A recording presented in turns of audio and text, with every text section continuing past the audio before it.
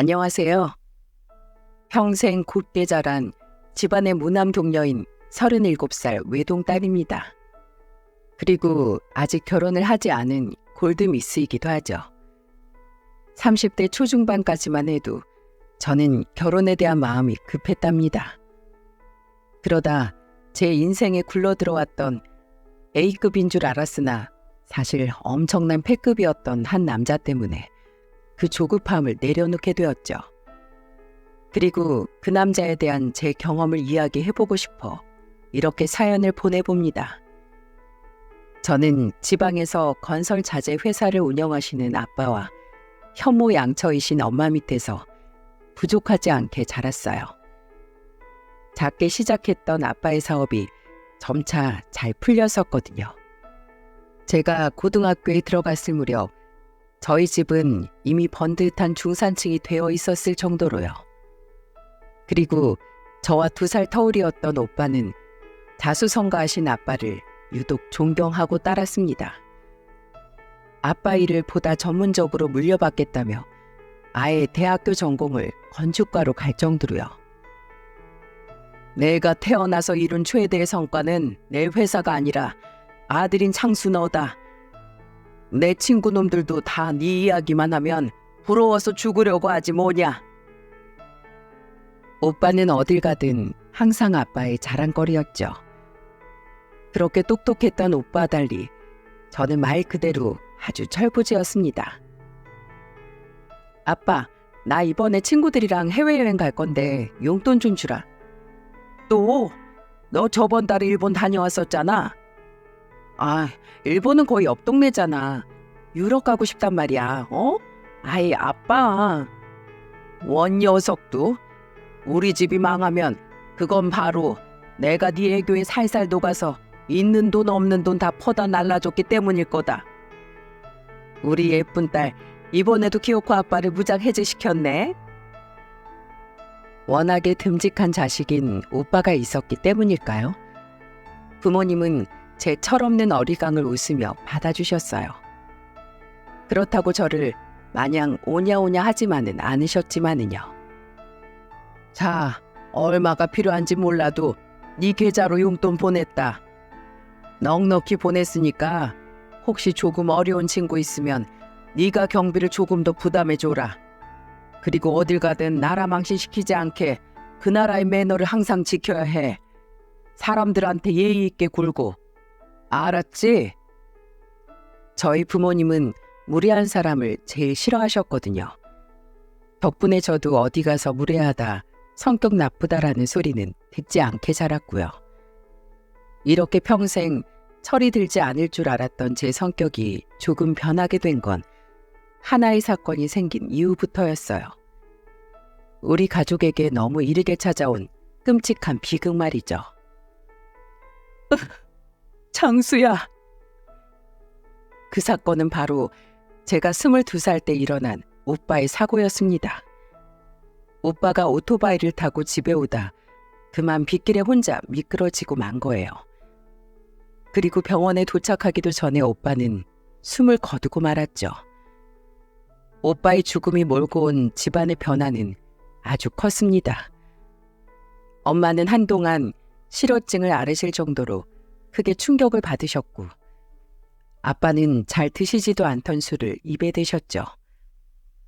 그리고 그런 부모님들을 지켜보던 저는 한 가지 큰 결심을 하게 되었어요. 내가 오빠 대신이 되어야겠다. 물론 건축에 대해 아무 지식도 없는 제가 아빠의 회사 일을 물려받을 수는 없었죠. 하지만 적어도 부모님께 더 이상 응석바지 딸로 남아서는 안 되겠다고 생각했어요. 오빠만큼은 못하더라도 부모님께서 조금이나마 믿고 의지할 수 있는 자식이 되고 싶었습니다. 이후 저는 변하기 시작했어요. 비록 지방대였지만 학사 경고까지 받을 뻔했던 학교 성적을 올려 높은 학점으로 졸업을 했고 졸업 후엔 살던 지역에 꽤 괜찮은 회사에 입사를 하게 되었죠. 더 이상 부모님께 용돈을 달라고 떼를 쓰지도 않았고 오히려 취업 이후엔 부모님께 용돈이며 선물을 드리기도 했어요. 그리고 가장 큰 변화는 제가 부모님께 부리던 애교의 방향성이었습니다. 엄마, 아빠, 이것 봐. 예쁘지? 내 첫 월급으로 산 엄마 아빠 선물. 이야, 장현이 훌륭하게 컸다. 이게 다 누구 덕분이지? 우리 엄마 아빠 덕분이지. 그치? 예전엔 그저 철없이 굴었다면 오빠의 죽음 이후엔 집안의 분위기를 환기시키기 위해 애교를 부리기 시작한 거죠. 부모님이 다시 조금이라도 웃으실 수 있게끔요.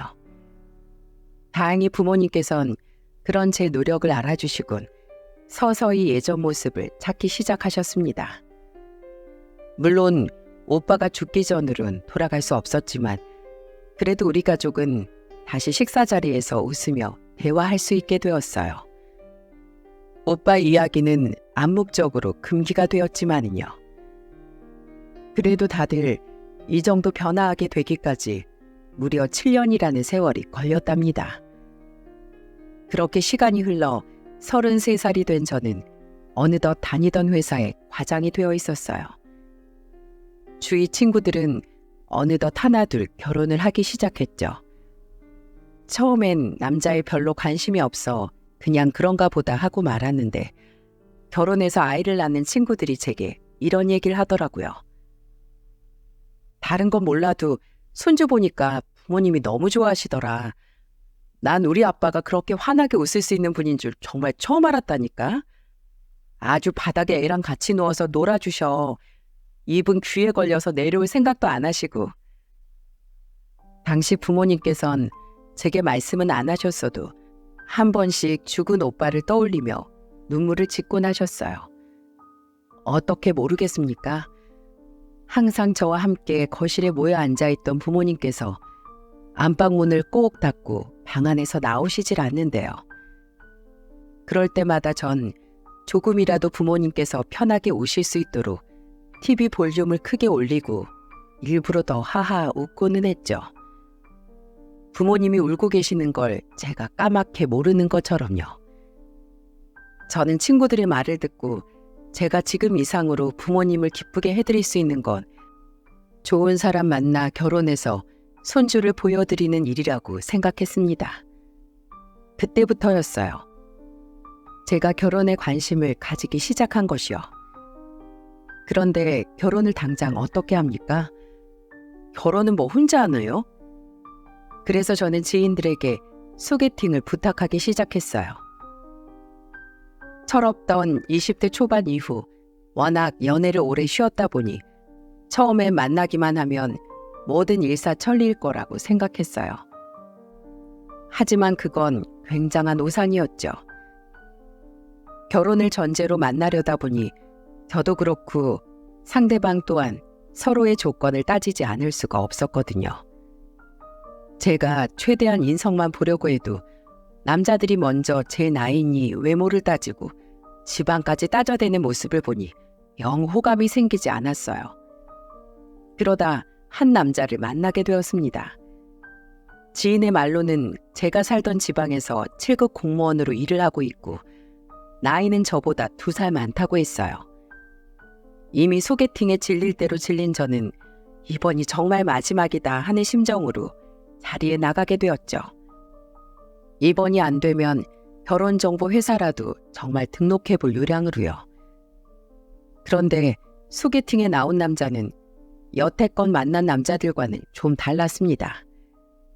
그 남자는 마치 20대 초반의 풋풋한 시절을 떠올리게 만들었죠. 연희 씨, 취미는 뭐예요? 전 요새 실내 암벽 타기가 그렇게 재밌더라고요. 뭐랄까, 너무 힘든데 성취감이 든달까요? 뇌 운동도 열심히 해주는 것 같고요. 제가 비리비리해 보여도 속은 나름 다 근육입니다. 하하. 아, 네. 전 딱히 취미랄 건 없고 퇴근하면 집에서 부모님하고 예능 보고 드라마 보고 그래요. 드라마 좋죠? 저도 가끔 봅니다. 어디 보자. 최근에 본 게 뭐더라? 제가 기억력이 별로 안 좋아서요. 없으시면 없다고 말씀하셔도 돼요. 부모님이랑 시간을 보내느라 그런 거지 저도 딱히 찾아서 보는 건 아니라서요. 제가 마음에 들었는지 어떻게든 제게 잘 보이려고 허둥지둥 대는 모습이었어요. 제 취미를 묻고 공통점을 찾으려고 하는 모습이 그동안 너무 조건만 따지는 남자들만 겪은 저로서는 굉장히 호감적으로 느껴지더군요. 그렇게 몇 번의 만남을 가진 후 우리는 정식으로 교제하게 되었고 서로 나이가 나이인지라 빠른 결혼 이야기가 오가게 되었죠. 저희 부모님께 처음 인사를 드린 남자는 이후 저희 부모님과 따로 연락까지 주고받으며 굉장히 살갑게 굴었어요. 제가 없어도 연락을 드려 함께 식사를 대접하기도 했고 저희 아빠와 주말 약속을 잡아 등산을 가기도 하더라고요. 부모님은 그런 예비 남편을 무척이나 좋아하셨어요. 고마워 오빠. 우리 부모님 친오빠가 죽은 후에 나를 전보다 더 애지중지하셨거든. 불면 날아갈까 잡으면 부러질까 아주 노심초사하시면서 말이야. 오빠처럼 나도 잃으실까 불안하셨던 거겠지. 근데 오빠처럼 자상하고 듬직한 사이라면 안심하고 나를 보내줘도 괜찮으시겠대. 부모님 마음이 조금이나마 편해진 것 같아서 나 요즘 너무 좋아. 연희 네 오빠 이야기 듣고 나도 무척이나 마음이 아팠어. 내가 친아들은 못 되겠지만 그래도 사위도 아들이라고 하잖아. 아들로서 잘해드리고 싶어. 너희 부모님께 말이야. 그리고 너한테도 아주 든든한 남편이 돼줄게. 우리 잘 살자. 너무도 듬직했습니다. 오빠의 죽음 이후 혼자 짊어지고 있던 짐을 누군가 함께 나눌 수 있게 된 것 같았어요. 그리고 예비 남편이 저희 집에 자라는 만큼 저도 예비 시부모님께 잘하려고 노력했습니다. 그리고 예비 시부모님께서도 다행히 저를 무척이나 예뻐해 주셨죠. 어머님, 오는 길에 꽃다발 좀 사왔어요. 너무 예쁘죠? 저처럼요. 아유, 그래, 고맙구나. 우리 딸은 무뚝뚝해서 생전 이런 거 사온 적이 없는데 연희 너는 부모님이 어쩜 이렇게 예쁘고 살갑게 키우셨니? 있어 봐라. 이따 네 시아버지 퇴근할 때 치킨 한 마리 튀겨오라고 해야겠다. 큰 놈으로 가져오라고 할 테니까 같이 저녁 먹고 가려무나. 너무 좋죠. 제가 또 치킨 킬러잖아요. 예비 시부는 사시던 동네에 작은 치킨집을 하고 계셨어요. 오랫동안 택시 운전을 하시다가 이제 동네 치킨집을 인수해 장사를 시작한 지 1년밖에 되지 않았다고 했죠. 예비 시모는 평생을 주부로 사셨고 남편의 여동생인 예비 신우는 몇 년 전 일찍 결혼해 서울에서 살고 있는 아주 평범한 집안이었습니다. 혹시 귀한 외동딸 시집 보내시는데 우리 집안이 좀 기운다고 네 부모님께서 우리 명호를 마음에 덜 들어 하시는 건 아니냐? 어머, 그런 말씀 마세요 어머님. 오빠가 얼마나 살가운지 저희 부모님은 오빠 이야기만 나오면 한박 웃음이세요. 이런 사위라면 얼마든지 저를 맡겨도 괜찮으시겠다면서요. 아유, 말씀만으로도 고마우셔라. 우리 집이 무슨 복이 있어 너희 부모님 같은 훌륭한 분들과 사돈을 맺게 되는지 모르겠다. 연인 네가 우리 집 복덩이야. 예비 시모는 저희 집에 비해 좋지 않은 집안 사정 때문에 혹여 아들이 무시당하진 않을까 걱정하셨는지 가끔 지나치게 저자세를 보이기도 했어요. 저는 그럴 때마다 절대로 아니라며 손사래를 쳤고요. 그래, 그래도 우리 아들이 똑똑하고 성실한 거 하나만은 너희 집에 내놔도 안 빠질 거다. 요새 9급도 아니고 7급 공무원 시험에 붙는 게 어디 쉬운 일이냐? 말이 7급이지 계속 승진하다 보면 나중에 나란 일에 크게 쓰일지 누가 아니? 원래 사업하는 집안엔 공무원 하는 식구가 하나쯤은 있어야 하는 거라고 하더라. 그런 예비 시모가 유일하게 자랑하던 건 바로 남편의 직업이었어요.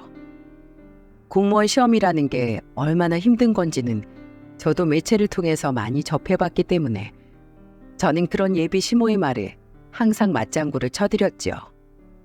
예비 시모의 자랑에 과장이 조금 심하게 들어가긴 했지만 차이나는 집안 사정에 어떻게든 아들의 길을 펴주고 싶어하는 부모의 마음이겠거니 생각하며 저는 아무 말 하지 않았죠. 그렇게 양가의 적극적인 지지하에 저와 예비 남편은 본격적인 결혼 준비를 시작하게 되었어요. 사돈댁 사정이 넉넉지 않다면서 하나뿐인 내 자식 결혼하는데 아빠인 내가 가만히 있을 수 없지. 아빠가 너희 집이랑 혼수는 전부 책임지마. 그러니 너는 사돈 어른들과 명호가 부담 안 가지게끔 잘 말씀드려놔라. 아빠는 혹여 예비 시댁이나 예비 남편이 금전적으로 힘들까봐 걱정하셨는지 본인이 먼저 저희가 살 아파트와 혼수를 전부 마련해 주겠다고 하셨어요. 아무리 지방이라도 브랜드가 있는 아파트 가격은 결코 싸지 않았는데도 말이죠. 그리고 저는 가뜩이나 차이가 나는 집안 사정 때문에 걱정하던 예비 시모의 모습이 생각나 어떻게 이 사실을 최대한 부담스럽지 않게 말씀드려야 하나 고민하기 시작했습니다. 혹시 예비 남편과 예비 시댁에서 부담을 느끼고 거절할 수도 있을 것 같아서요. 그렇게 고민을 거듭하고 있을 무렵이었어요. 당시 우린 결혼식이만 정해놓고 아직 상견례를 진행하진 않은 상태였어요.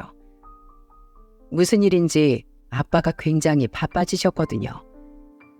아마 아빠 회사에 무슨 일이 생긴 것 같아 저는 이런 집안 사정을 예비 남편에게 전했습니다. 요새 아빠 사업에 무슨 일이 생긴 것 같아. 아빠가 집에도 계속 늦게 들어오시고 집에서도 무슨 통화를 하는지 계속 분주하시네. 그래서 말인데 아빠 일이 좀 정리될 때까지만 상견례 좀 미루고 싶은데 괜찮을까?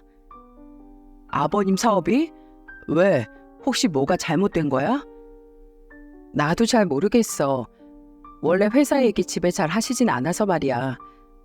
아무튼 그래 줄 수 있지? 부모님께 말씀 좀 잘 드려줘. 그런데 알겠다고 대답하는 예비 남편의 표정이 뭔가 못마땅해 보이더군요. 왜? 혹시 결혼 미뤄질까 봐 그래? 걱정하지 마. 아빠도 조만간 무슨 말씀이 있으시겠지. 그냥 걱정이 돼서 그러지. 아버님 사업이 잘못될까 봐. 에휴, 이렇게 착해요. 우리 남편 될 사람이. 걱정하지 마. 아무 일 없을 거야. 저는 그런 예비 남편의 말이 고마웠어요. 그런데 그 이야기를 나눈 이후 왜인지 예비 남편은 한동안 제게 시큰둥하더군요. 오빠, 요즘 왜 이렇게 연락이 잘 안 돼? 일이 바빠서 그렇지. 내가 7급씩이나 돼서 아직도 민원일을 해야 되냐고. 에이씨, 바쁘니까 그만 좀 끊어봐. 게다가 여태 제 앞에서 일에 대한 싫은 소리 한 번, 험한 소리 한 번 하지 않던 예비 남편이 이런 식으로 제게 이야기를 하기 시작한 겁니다. 저는 무척이나 당황했지만 공무원들이 민원에 대해 스트레스를 많이 받는다는 기사를 몇 번 봐서 그런지 그저 요즘 들어 예비 남편이 많이 힘들구나 싶었어요. 그러던 어느 주말이었습니다. 집에서 오랜만에 부모님과 TV를 보며 여유로운 시간을 보내고 있는데 예비 시모의 전화가 걸려오더군요. 한동안 찾아뵙지 못한 터라 저는 반가운 마음으로 전화를 받았죠. 네, 어머님. 그런데 예비 시모의 목소리가 평소와는 아주 달랐습니다. 왜인지 예비 시모는 아주 격앙되고 날이 선 상태였어요. 예, 너희 아빠 사업 망했니? 네? 그게 갑자기 무슨 소리세요? 그리고 예비 시모의 입에서 나온 말은 너무도 충격적이었어요. 여태 제가 알던 예비 시모와 수화기 너머의 사람이 정말 같은 사람인가 싶었어요. 무슨 소리긴? 명호가 너희 아빠 사업에 무슨 문제가 생긴 것 같다길래 내가 너희 아빠 회사 주소지 찾아서 한번 직접 와봤다. 근데 왜 회사가 텅 비었냐? 여기 1층 통유리로 된 상가가 너희 아빠 회사라고 뜨는데 왜 죄다 망한 것처럼 비어있는 거야? 옆에 식당 사장한테 물어봤더니 망한 거 아니었냐고 하더라. 너 여태 왜 말 안 했니? 이래서 계속 상견례를 미룬 거구나? 저는 당황스러운 눈으로 아빠를 쳐다봤어요. 이미 TV를 끄신 부모님께선 심각한 표정으로 저를 바라보고 계시더군요. 예비 시모의 목소리가 얼마나 컸던 건지 휴대폰 너머로 모든 내용을 다 들으셨던 것 같더라고요.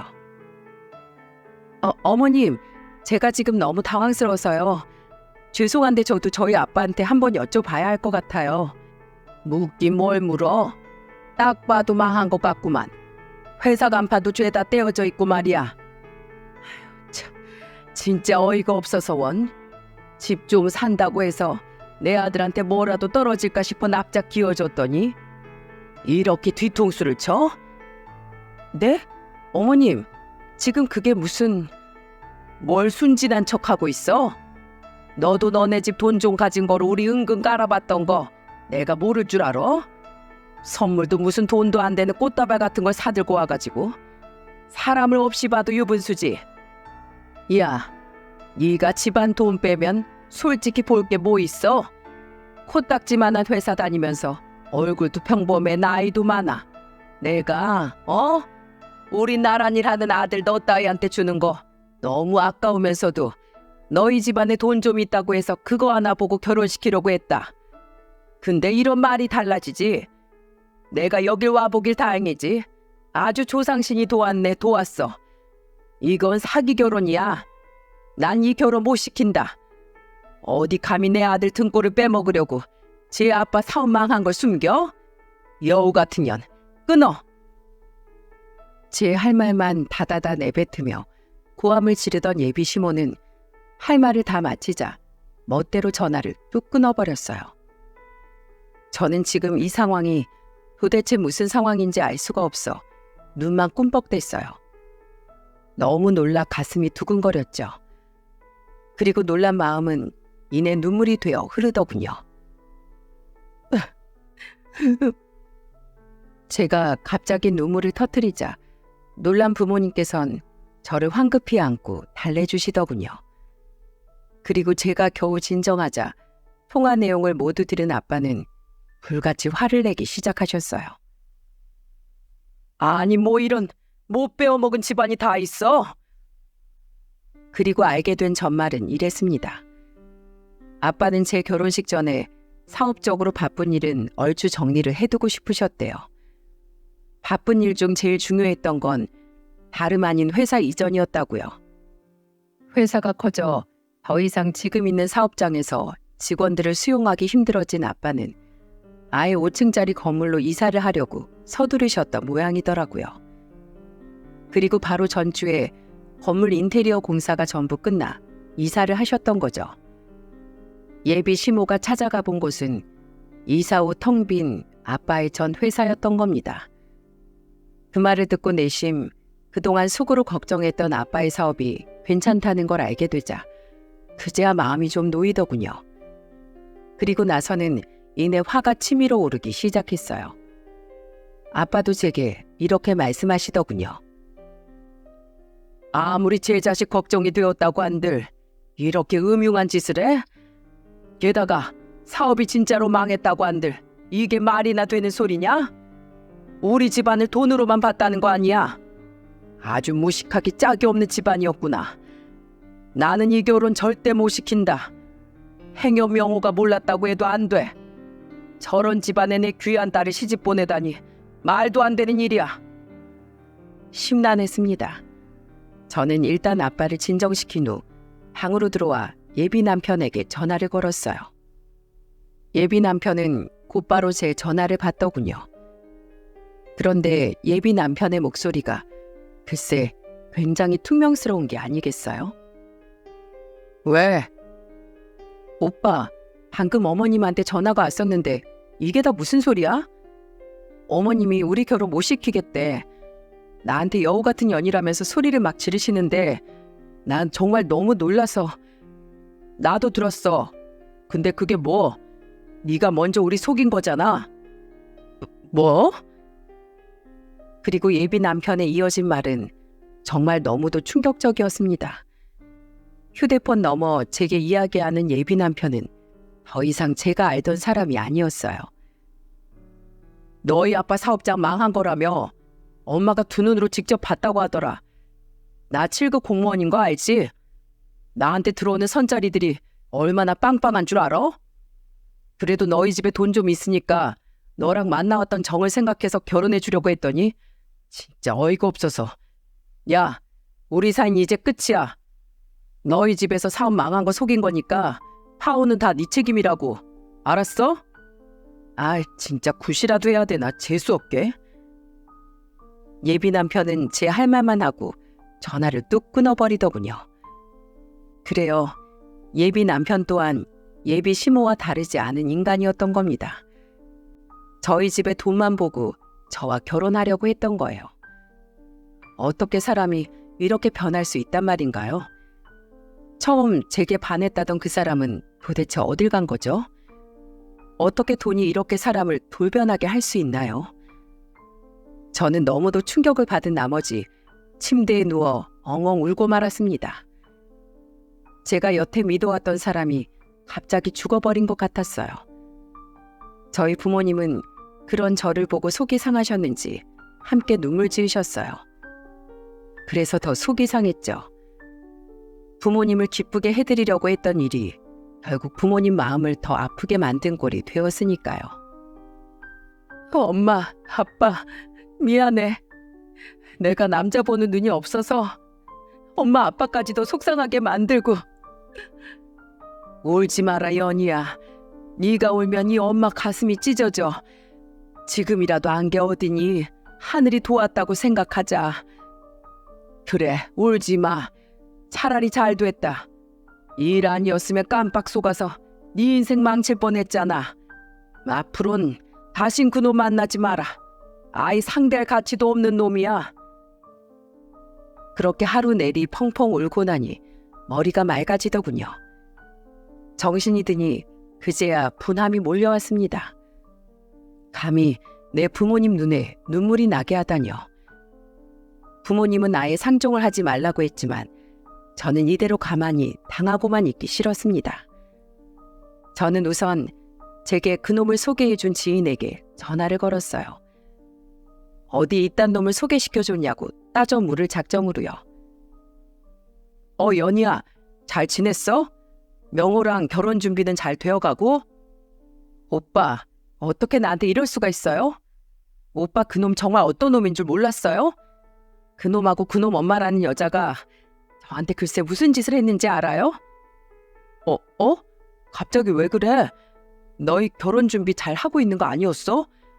명호께 얼마 전까지만 해도 너희 아버지 회사 물려받으려면 미리미리 준비해야 된다고 건축서적 끼고 다니던데. 뭐라고요? 그리고 예상치 못하게 지인에게서 들은 예비 남편의 실체는 제 예상보다 더 가관이었습니다. 그놈 실체는 놀랍다 못해 추하기까지 하더군요. 걔가 내 SNS에서 어떻게 본 건지 너를 얼마나 소개시켜달라고 졸라댔는지 몰라. 내가 걔 평소 연애 스타일은 잘 몰라도 사람이 직업도 좋고 평판도 나쁘지 않았으니까 괜찮다고 생각했는데 다행히 너희가 예쁘게 잘 만나기도 했고 너희 아버지가 자기를 아들처럼 예뻐해서 회사까지 물려받을 것 같다고 명호걔가 얼마나 자랑을 해댔는데. 알고 보니 그놈은 처음부터 SNS에서 제 정보를 샅샅이 파헤친 뒤에 저를 소개받은 거더군요. 지인은 당연히 제가 알고 있을 줄 알았대요.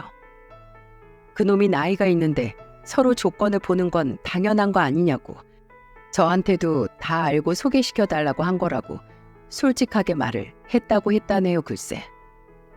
거기다가 하도 나란 일 하기에 자기 직업엔 꽤나 충실하고 만족하고 있는 줄 알았는데 언감생신도 유분수지 떡 줄 사람은 생각도 않는데 자기 혼자 들떠서 저희 아빠의 사업을 물려받을 생각까지 혼자 하고 있었다지 뭡니까. 하도 기가 차서 말도 안 나오더군요. 저는 지인에게 그놈과 그놈 모친이 제게 했던 얘기들을 전부 전해주었습니다. 제 말에 지인도 많이 놀랐는지 기함을 하며 제게 사과를 하더군요. 자긴 정말 몰랐다면서요. 그렇게 지인과 전화를 끊은 지 얼마 되지 않아 어차 그놈에게서 곧바로 전화가 걸려오지 뭐예요. 아마 지인이 그놈에게 전화를 해서 따져 물었겠죠. 그놈 때문에 제게 욕이란 욕은 다 먹었으니까요. 저는 아까 너무 당황해서 아무 말 못하고 당하고만 있던 것이 생각나 냉큼 전화를 받았어요. 여보세요? 연희야, 병훈이한테 연락 받았어. 우리 뭔가 오해가 있었나 봐. 조금 전에 내가 미안해. 아버님 회사 망한 게 아니라 더 넓은 데로 이사하신 거라며. 난 그것도 모르고 병훈이 전화 받고 곧바로 엄마한테 따끔하게 한 소리 했어. 잘 알아보지도 않고 너한테 뭐라고 하고 나한테도 잘못 전달해서 너랑 싸우게 만들면 어쩌냐고 말이야. 오해? 무슨 오해? 나는 네가 아버님 회사 망한 걸 일부러 나한테 숨겼다고 생각해서 그래서 화가 났던 거야. 다른 말은 그냥 화가 나서 아무 소리나 내뱉은 거야. 진심이 아니었다고. 한 번만 믿어주라. 어? 저기요, 최명호 씨. 사람을 무슨 등신 혹으로 보세요? 제가 그렇게 만만해 보이셨어요? 아무 소리나 내뱉은 거라고? 지랄하네. 너랑 네 엄마 그게 본심이었잖아. 우리 집 돈 보고 처음부터 접근한 거 내가 모를 줄 알아? 제가 지인에게 모든 이야기를 다 들은 걸 모르는 건지 아니면 멍청하게도 제게 이 사태를 둘러댈 수 있다고 생각했는지 그놈은 새카만 새치열을 계속해서 놀리더군요. 아니 연희야, 우리가 나이가 있는데 어떻게 조건을 전혀 안 보고 만나? 안 그래? 내가 너랑 너희 부모님한테 잘해서 좋았다고 했지? 그것처럼 나도 그냥 조건 중 하나를 본 거야. 성격이나 돈이나 조건일 뿐이잖아. 안 그래? 그러지 말고 내가 잘못했어. 어? 아버님께서 우리 집도 혼수도 전부 해주려고 하셨었다며. 왜 말 안 했어? 감사하다고 따로 연락이라도 드렸어야 했는데. 연희야, 우리 오늘 일은 없던 걸로 치자. 결혼 전 작은 해프닝이었다고 치고 말이야. 어? 개소리를 아주 정성스럽게도 하고 있네. 차라리 멍멍하고 짖어. 그게 듣기 덜 거북하겠다. 너 그리고 시멘트 종류가 뭐가 있는지는 아니? 강섬유가 뭔진 알아? 어디 개미 코딱지만도 모르는 게 사업을 물려받겠다고 떠들고 다녀? 야, 누가 누구한테 뭘 물려줘? 우리 오빠가 아빠 회사 물려받으려고 어릴 적부터 얼마나 열심히 공부했는지는 아니? 언감생심도 유분수지. 야, 물려받으려면 너희 아빠 치킨집이나 물려받아. 내가 그동안 차마 말을 못했는데 너희 집 치킨 누린내가 아휴, 내가 참고 먹느라 죽는 줄 알았다. 얼마나 오래된 닭을 쓰길래 그러냐? 그러면서 너희 아빠 은근히 나한테 우리 아빠 분점 낼 생각 없냐고 물어보는 거 난 모른 척하느라 얼마나 힘들었는지 알아? 남의 사업을 우습게 봐도 유분수지. 그러니까 그깟 맛없는 치킨이나 팔고 있지. 이제 보니 너희 아빠뿐 아니라 너희 집안 자체가 아주 상종 못할 집안이었네.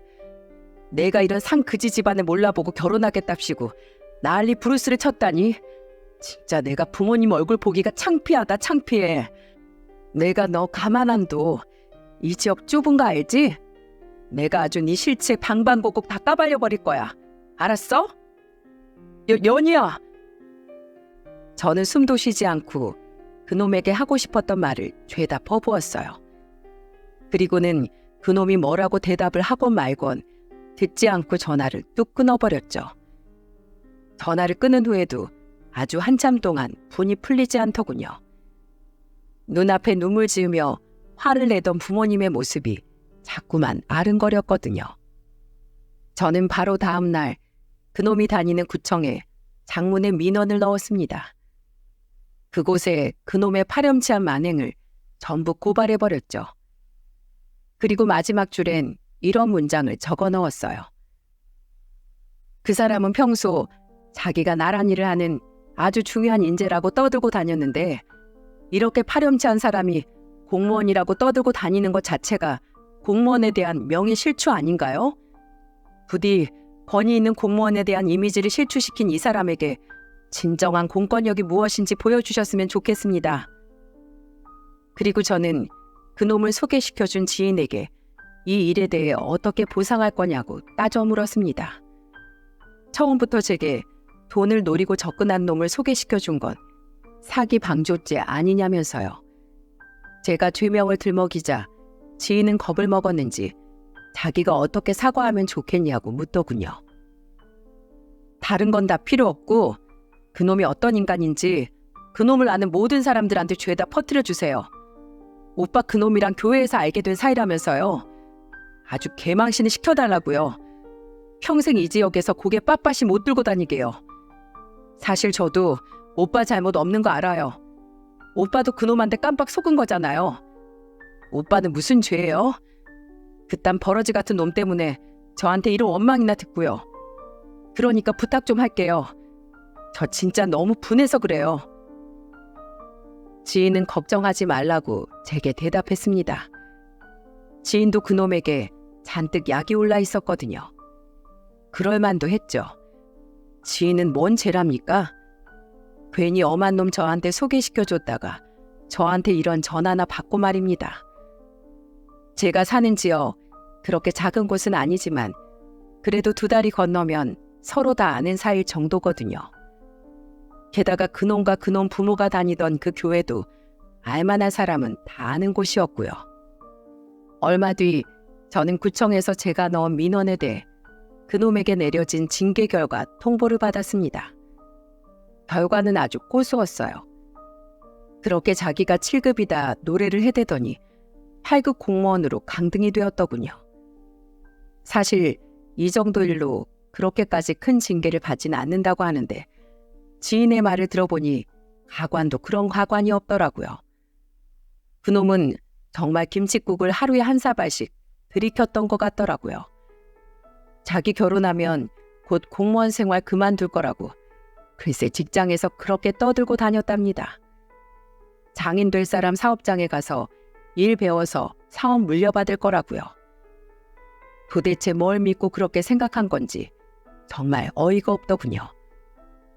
누가 그놈을 강제로 끌어안혀서 깔때기로 김칫국을 들이부었던 걸까요?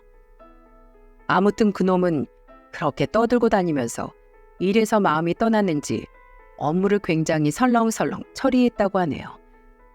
덕분에 불만 가득한 민원을 잔뜩 받았고 실제로 몇몇 민원인들과는 고성을 지르며 싸우기도 했었다더군요. 그러던 와중 제 폭로글이 이슈로 떠올라 강력한 징계를 받았던 거죠. 아마 최명호 그 새끼 이사라도 가야 되지 않을까? 이미 소문 쫙 나서 걔랑 걔네 부모는 교회에 나오지도 못하던데 공무원 사이에선 아예 엄청나게 와전된 소문까지 퍼졌대. 뭐라고 났는지 모르겠는데 아주 천하의 쌍놈이 되어 있다더라. 하지만 전 거기에 그치지 않고 구청 위생과에 그놈 부친의 치킨집마저 익명으로 신고를 해버렸어요. 아무리 생각해도 제가 그동안 먹어왔던 닭들이 싱싱하게 느껴지지 않았거든요. 분명 위생적으로 뭐가 하나 걸려도 걸릴 거다 싶었죠. 아니나 다를까 그놈 부친의 영업장은 과태료를 세게 물었다고 하더군요. 심지어 이미 한 번 신고를 당한 적이 있다고 하더라고요. 자기 가게 하나도 제대로 운영하지 못하면서 사돈 될 사람 사업에 콩고물이나 넘보다니 누구 사업 말아먹을 일 있나요? 정말 자업자득이었죠. 모든 일이 끝난 후 저는 부모님께 제가 그놈에게 보복했던 일들을 전부 말씀드렸어요. 부모님은 제게 그저 수고했다고 잘했다고만 말씀하셨어요. 하지만 굉장히 통쾌해하실 거라는 제 예상과는 달리 부모님의 표정이 좋지 않았습니다. 속 시원하지 않아? 엄마 아빠 둘 다 표정이 왜 그래? 잠시 망설이시더니 아빠가 제게 근심스러운 표정으로 말씀하시더군요. 연희야, 너 빨리 결혼하려고 했던 거 다 우리 때문이냐? 우리 마음 편하게 해주려고? 아니, 꼭 그런 것만은 아닌데. 그때였어요. 갑자기 엄마가 눈물을 터뜨리시더군요. 엄마, 왜 울어? 우리가 미안하다, 연희야. 우리도 귀가 있어. 일이 하도 커졌다 보니 주변 지인들한테 연락도 많이 받았다. 그러다가 네 친구 엄마한테 듣게 됐어. 네 친구가 괜히 자기가 결혼에 대해 너한테 부추겨서 이런 일이 생기게 만든 것 같다고 걱정했다더구나. 이거사, 우리가 왜 네 결혼을 쌍수를 들고 환영했겠니? 이유가 그랬던 줄도 모르고 항상 우리 눈치만 보던 네가 드디어 네 인생을 살겠다는 것 같아 그렇게 기뻐했던 거다. 네가 이제 네 오빠의 그늘에서 벗어나 행복을 찾아가려고 노력하고 있는 줄 알고 말이야. 엄마. 네 엄마 말이 맞다, 연희야. 이게 다 우리 탓이다.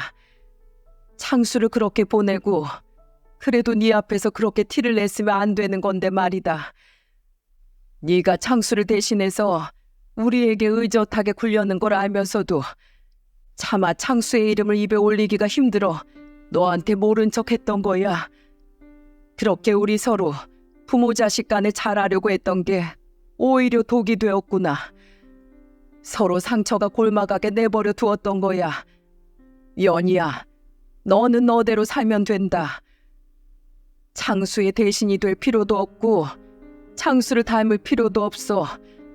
이 말을 너무 늦게 해주어 미안하다. 우리가 미안해. 엄마와 아빠의 말에 그동안 혼자 애태웠던 시간들이 떠오르더군요. 부모님을 생각하며 혼자 전전긍긍하고 혼자 고군분투해왔던 시간들이요. 눈물이 봇물 터지듯이 주체할 수 없을 만큼 흘러나왔습니다. 부모님의 말이 이제 그만 짐을 내려놔도 된다는 허락의 말 같았어요. 엄마, 아빠, 연희야, 우리 세 가족은 오빠의 죽음 이후 처음으로 서로를 부여잡고 목 놓아 울었습니다. 그렇게 우린 진정으로 오빠의 죽음으로 인한 상처 앞에 나란히 마주해 서로를 위로할 수 있었어요. 그리고 얼마 지나지 않아 저는 한 통의 전화를 받게 되었습니다. 모르는 번호였어요. 여보세요? 야, 이 썩을 년아. 어머, 깜짝이야. 누구세요? 누구긴 누구야? 네가 인생 망하게 한 내 아들놈 애미지. 아, 안녕하세요, 아줌마. 뭐? 안녕하세요? 전화를 건 사람은 다름 아닌 그놈의 모친이었어요. 제가 혹시라도 자기의 전화를 받지 않을까 싶어 다른 사람의 휴대폰으로 전화를 한 것 같더라고요. 안 그랬어도 되는데 말이죠.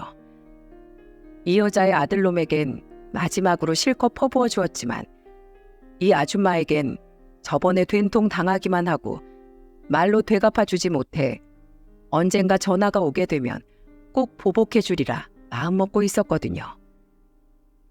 야, 너 대체 우리한테 무슨 원수가 졌길래 우리 집안에 이렇게 풍비박산 내놓는 거야? 치킨집 신고한 것도 너지? 이 우라질려나. 너 때문에 우리 가족 교회도 못 나가고 집 밖에 고개를 들고 나가지도 못해. 내 아들은 다른 지역으로 발령 신청까지 냈어. 알어? 이 아줌마는 아직도 정신을 못 차렸는지 제게 미안하다고 싹싹 빌어도 모자랄 판에 도리어 큰 소리를 쳐대더군요. 정말요? 어디로요? 알려주세요. 그 지역에도 그놈 실체 싹 다 까발려버리게. 그래야 거기서도 얼굴 못 들고 다니죠. 그리고 저기요. 금붕어세요? 기억력이 엉망이시네. 이게 다 아줌마가 원흉이잖아요. 아줌마가 그때 저한테 그렇게 전화를 걸어서 쌍욕을 하고 대가들 먼저 파혼시킨 거 기억 안 나세요? 아줌마 집안 말아먹은 건 다 아줌마가 자초한 일이에요. 자업자득 아시죠? 뭐야? 저도 덕분에 고생 꽤나 했어요. 가뜩이나 일하면서 문서 작업하기도 힘든데 일일이 타자 쳐가면서 민원 작성해서 신고하는 게 얼마나 피곤한 일인 줄 아세요? 저 손가락 너무 뻐근해서 마사지도 받고 왔잖아요. 아, 그래도 아줌마 씩씩거리는 목소리 들으니까 그동안의 제 노력이 헛수고가 아닌 것 같아서 뿌듯하네요. 뭐 이런 사이코 같은 게 다 있어? 너 당장 내 아들 인생 원래대로 돌려놔. 알았어? 안 그러면 내가 너 정말 가만두지 않을 거야. 어떻게 돌려놔요? 제가 무슨 마법사도 아니고. 그런 능력이 있으면 제발 아줌마네 집안이랑 엮이기 전으로 제가 돌아가고 싶네요. 나중에라도 그런 능력 생기면 저 좀 빌려주세요. 아셨죠? 아우 속 시원해라. 저 이제 할 말 다 했으니까 아줌마 번호랑 이 번호 전부 다 차단할게요. 뿅. 저는 그대로 전화를 끊고 전화가 걸려온 번호와 그 아줌마의 번호를 전부 차단시켜버렸어요. 그놈 번호야 진즉에 차단했고요. 그렇게 지긋지긋한 그 집안과의 인연은 정말로 끝이 났습니다. 그리고 이 모든 일이 끝난 지도 벌써 1년이라는 시간이 지났네요. 누군가는 제게 너도 똑같은 사람이라고 욕을 하실 수도 있을 것 같습니다. 아무리 그래도 그렇게 악독하게 굴었어야 했냐고요. 하지만 다들 제 말은 공감하실 겁니다. 가족은 건들면 안 되는 거잖아요. 그죠? 감히 제 오빠의 빈자리를 넘보고 저희 부모님을 우습게 한 그 쌍놈의 집안을 저는 도저히 가만히 내버려 둘 수 없었습니다. 그러기 싫었어요. 그리고 들리는 이야기에 의하면 그놈 가족들은 결국 이 지역에선 도저히 살 수가 없었는지 그놈이 발령 났다던 다른 지역으로 이사를 갔다고 하네요. 저는 지금 부모님과 오순도순 행복하게 지내고 있습니다. 아빠의 사업은 날로 번창하고 있고 엄마는 여전히 곱고 건강하시고요. 저는 아직 다시 누군가 만날 생각은 없습니다. 솔직히 부모님과 지내는 이 시간이 너무도 좋고 소중하거든요. 그리고 다시 누군가 만나게 된다면 그땐 조급해하지 않고 아주 천천히 그리고 긴 시간을 들여 알아간 후에야 결혼을 결정하든 말든 할 생각입니다. 2번 실수하긴 싫으니까요. 가족을 새로 만든다는 건 아주 중요하고 신중해야 하는 일이라는 걸 깨달았거든요. 여러분, 지금 곁에 가족과 함께 계신가요? 그럼 그 가족이 진정으로 원하는 것이 무엇인지 정말 알고 계신가요?